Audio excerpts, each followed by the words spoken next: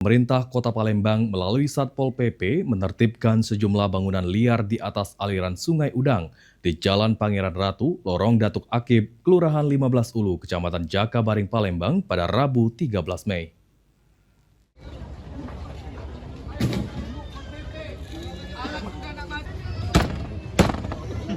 Penertiban yang dilakukan dengan menerjunkan satu unit alat berat tersebut berjalan lancar tanpa adanya penolakan dari pemilik bangunan.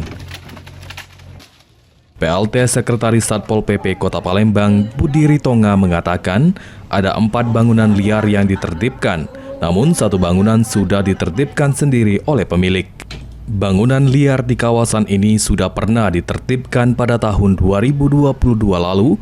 Sebelum ditertibkan, tindak persuasif dan 2 kali pemanggilan sudah dilakukan agar pemilik membongkar bangunannya sendiri, namun tidak mendapatkan respon. Untuk itu, Satpol PP Kota Palembang mengeluarkan surat pemberitahuan 7 kali 24 jam untuk melakukan pembongkaran bangunan.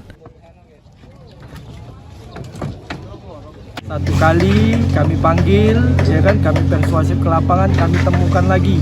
Kedua kali masih kami arahkan untuk bisa membongkar sendiri. Sudah 2 kali kami melakukan pemanggilan dan persuasif kepada pemilik bangunan liar ini, tetapi tidak ada respon dan langsung kami beri surat pemberitahuan 7 kali 24 jam untuk melakukan pembongkaran.